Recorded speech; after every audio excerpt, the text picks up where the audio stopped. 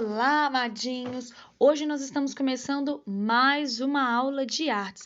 Então já prepare o seu livro e já aqueça a imaginação.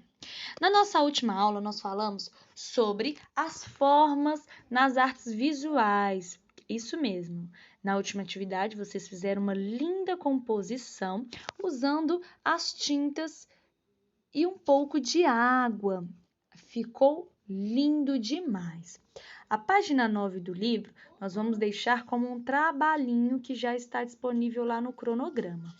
Na aula de hoje nós vamos falar sobre o ponto.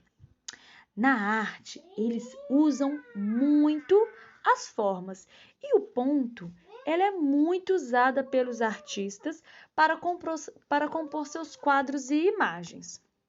Nós vamos começar pela página 11. Quais elementos visuais predominam nesta obra? O que mais aparece nessa obra? Essa obra é a composição com círculos e semicírculos da artista suíça Sophie. Ela foi pintada em 1938. Olha que lindo. Reparem nas cores, nas formas, no fundo dessa pintura.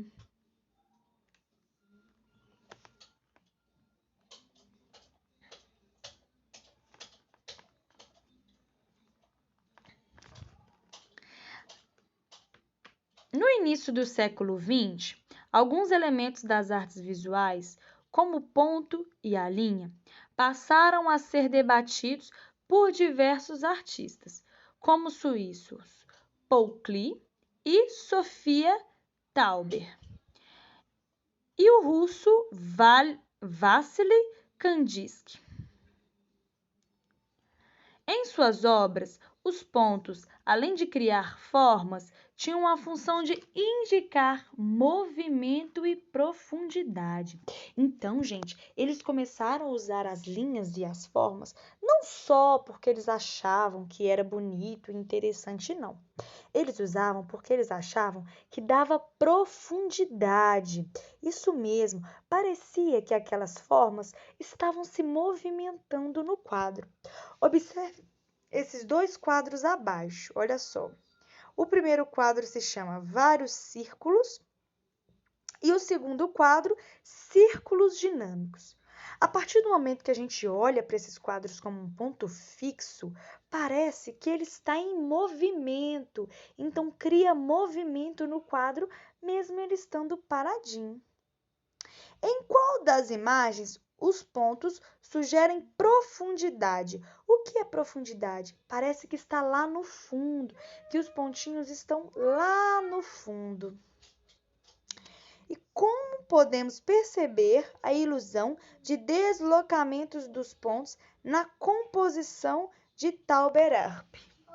E aí, como é que a gente consegue perceber esse deslocamento, esse movimento dentro do quadro? Observem atentamente aos detalhes. Lembre-se que eu expliquei para vocês que na arte a gente precisa se atentar a todos os detalhes. Olha só, na pintura do Kandinsky, nesse primeiro quadro, olha só, vamos perceber o tamanho dos pontos, uns em relação aos outros. Eles interferem na percepção da obra. Os pontos menores parecem estar mais distante do que os maiores, que parecem estar mais perto de quem está vendo. Olha só.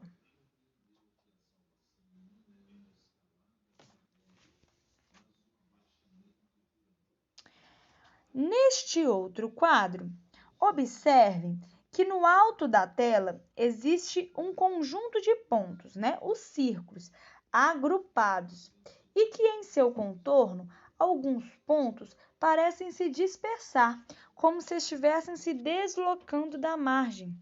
Então, olha só, parecem que eles estão andando ao redor do quadro.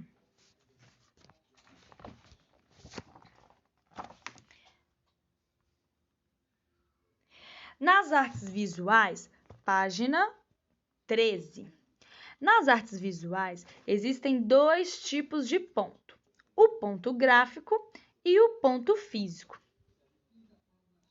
Olha só, essa primeira imagem é a imagem digital feita de pontos gráficos.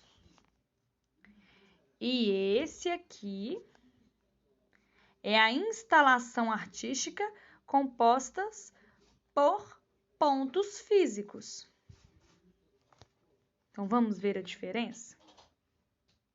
O ponto gráfico possui duas dimensões, comprimento e largura. O ponto gráfico não é possível pegá-lo, não é possível segurá-lo.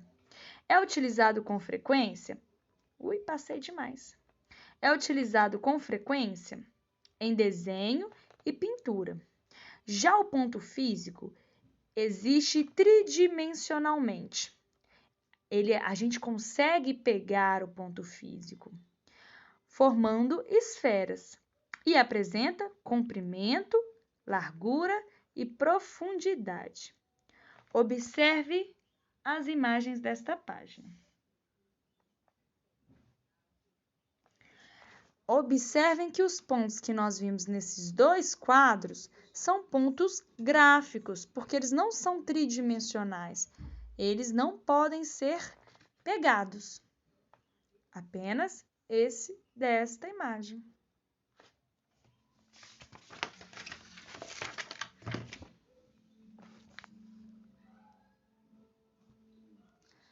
Para a nossa atividade de hoje, nós faremos a página 14. E os materiais necessários serão um lápis com borracha na ponta. Caso você não tenha, não tem problema. Pode usar o lápis normal. Só que nós não vamos usar o lápis a parte do grafite, tá? Nós vamos usar a parte de baixo do lápis. E vamos precisar de tinta guache, da cor da sua preferência, tá?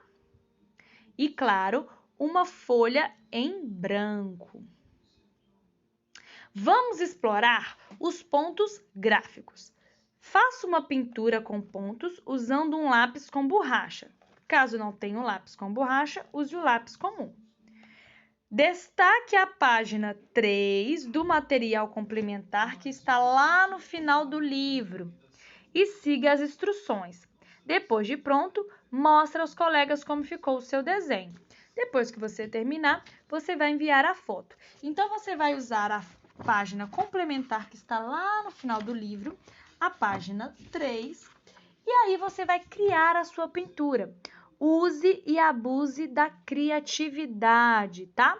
Lembrando que para essa pintura você pode usar apenas pontos, tá? Nenhuma outra forma. Escolha a sua cor favorita e arrase, é claro. Assim que terminar, envie sua fotinha lá no clipe. Beijo, beijo, beijo, meu grande artista!